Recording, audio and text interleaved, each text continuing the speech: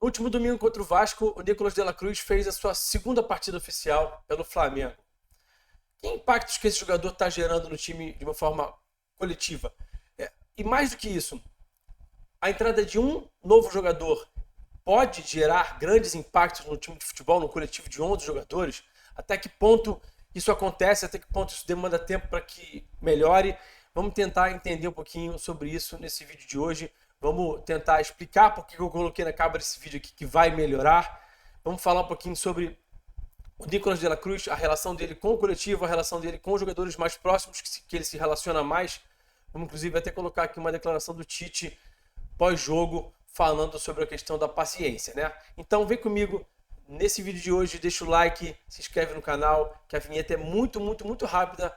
E na volta vamos falar de Nicolas de la Cruz, vamos falar de Flamengo 2024, vamos falar de paciência, vamos falar de entrosamento, vamos falar de tática?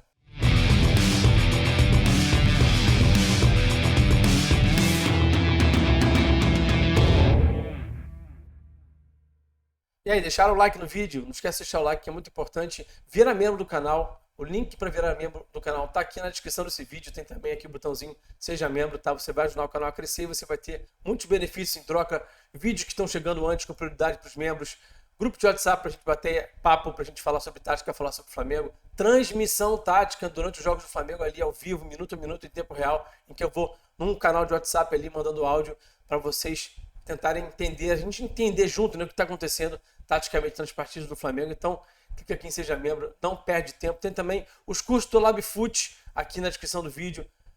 O Explorando o Jogo, os sistemas táticos, tem a CMA, a Comunidade Mestre de Análise. Não deixe de conferir o que é a Comunidade Mestre de Análise. Clica aí, tem um link para você entrar no site da CMA, entender o que é. Você que pensa em trabalhar com futebol, não perde essa chance. E aqui no canal Falando de Tática, você tem descontos especialíssimos, tanto para o curso Sistemas Táticos, quanto para o curso Explorando o Jogo, quanto também para a CMA, tá? Vale muito a pena, recomendo demais. Vamos olhar aqui agora para a declaração do Tite. Ele falou sobre ter paciência no mundo do futebol, né? Olha só o que ele falou. Em terra de imediatista, quem tem paciência é rei. Ou quem trabalha no futebol é rei. Eu vou ter que ter paciência para conduzir essa situação, porque o futebol ele é assim. Pois é, quem tem paciência em terra de imediatista é rei. E aí o Tite está falando sobre ter paciência. Por que ele está falando sobre isso, né? Porque ele está montando um time que está progredindo de formas diferentes em relação ao 2023, que está chegando em último terço de formas diferentes em relação ao 2023, que está defendendo também, de alguma forma também diferente, se a gente for olhar para 2023. Então, a chegada de um só atleta está gerando sim um impacto muito grande coletivo, porque esse atleta faz um papel muito diferente do que o seu antecessor fazia. Estou falando, claro, do De la Cruz em relação ao do Luiz Araújo. Há muitas mudanças ali de regra de ação, de dinâmica, de relacionamento desse jogador com os atletas com que ele mais se relaciona, e também aspectos coletivos, até defensivos, que estão gerando sim ali uma dor de cabeça para o torcedor, para o próprio Tite com certeza, e que vai demandar um tempo até que isso se ajeite. Vamos olhar para o campo de jogo, vamos olhar aqui para algumas das ações do De la Cruz no jogo contra o Vasco, para a gente entender um pouquinho melhor o que eu estou falando. Eu estava olhando aqui para uma ação no comecinho do jogo, uma bola disputada aqui, um lance que várias cabeçadas ali acontecem, fica uma disputa ali, e a bola chega para o Nico de la Cruz. Ele já está dentro do círculo central, corredor central, algo que o Luiz Araújo não faria. O Luiz Araújo não estaria aqui nesse posicionamento, nesse momento do jogo, tá? O que isso gera?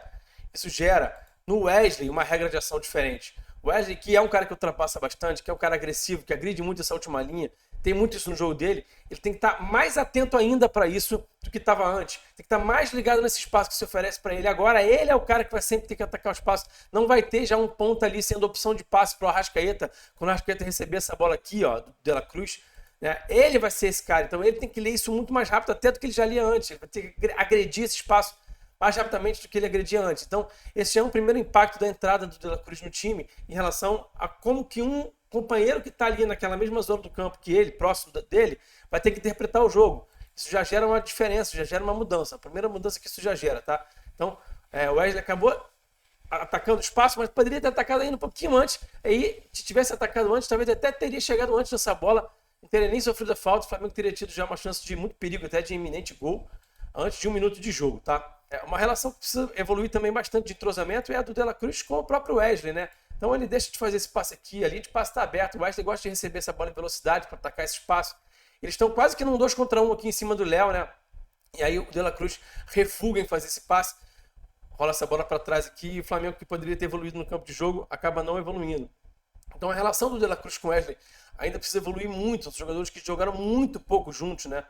Outra coisa que fizeram impacto também em termos defensivos, né? O De La Cruz marcando aqui, ó, dentro, muito dentro, corredor central, o Flamengo tentando juntar bastante jogadores aqui em volta da zona da bola para poder pressionar, mas isso é algo que o Luiz Araújo não faria. O Luiz Araújo estaria muito mais posicionado mais ali pro corredor, né? Mais próximo ali do próprio Wesley. Quando o De La Cruz tem esse tipo de ação aqui, ó, né? Ele perde essa jogada aqui, isso gera um impacto no time, né? Porque quando ele não ganha esse duelo aqui, ele gera pro Piton, por exemplo, aqui, esse corredor inteiro aqui, como a gente viu algumas vezes no jogo do domingo passado, a gente já tinha visto antes também contra o próprio Orlando City. Isso é algo que precisa ainda ser corrigido, precisa ser melhorado e acredita-se que isso vai ser melhorado, né? Com à medida que o tempo for passando, que o trabalho for amadurecendo, né? Que o Tite for criando dinâmicas para que isso seja mitigado, perfeito?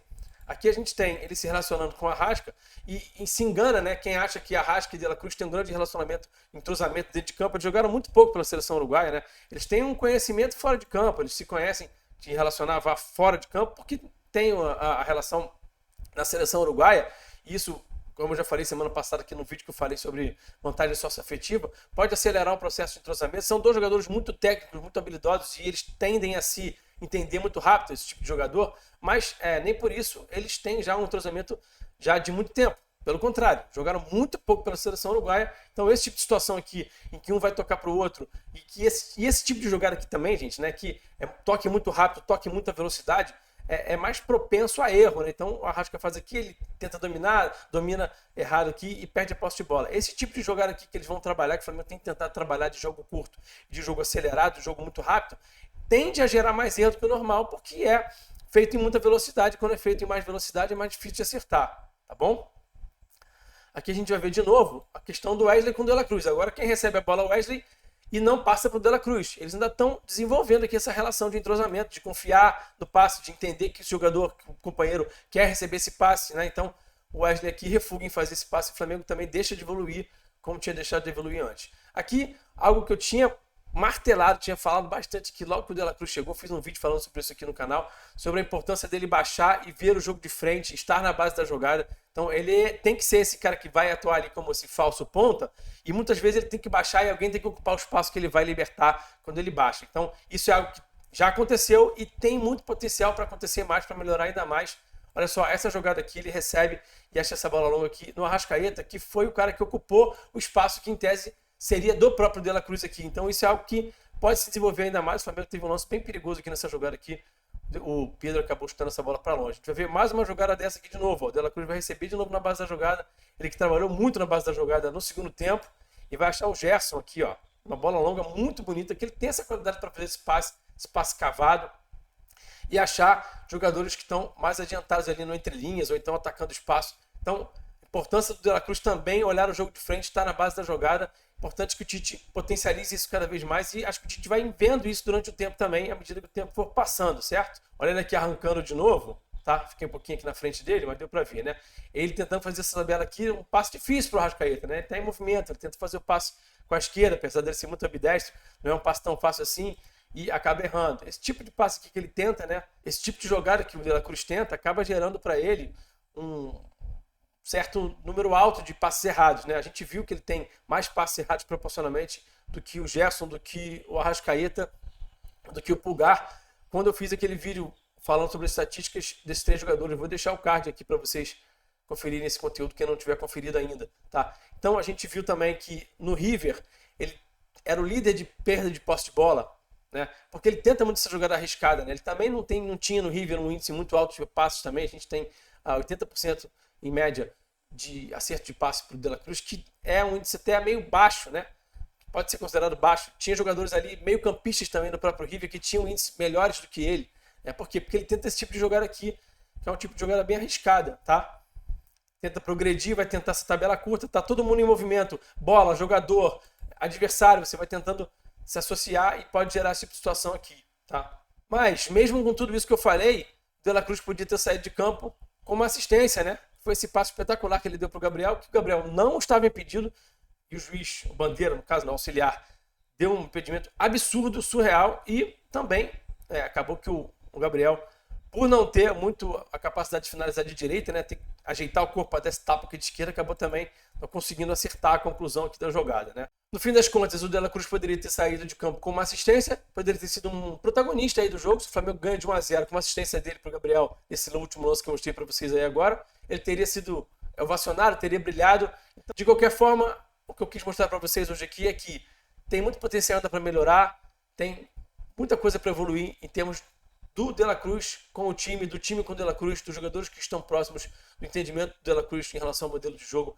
Isso ainda vai evoluir bastante. O Flamengo tem um jogadoraço no seu elenco que vai contribuir muito ainda. Gente, preciso lembrar, foram só 2 jogos oficiais. Antes disso tinham sido 2 amistosos. Um deles ele tinha jogado só 45 minutos também. Então assim, 2 jogos oficiais, tá? E um clássico. Então vamos com calma, vamos escutar ali o professor Adenor, vamos tentar ter um pouco de paciência. Eu sei que não é fácil, o torcedor quer ver o time ganhar logo, quer ver o time deitando e rolando, mas com a chegada do Nico houve mudanças significativas e isso vai demandar um tempo para que esteja de fato orgânico, ajeitadinho, azeitadinho, como a gente costuma falar aí na linguagem do futebol. Perfeito? Obrigado pela presença mais uma vez, obrigado pela audiência, deixa o like, vira membro do canal, se inscreve no canal se não for inscrito também. Muito obrigado, até o próximo vídeo e eu fui!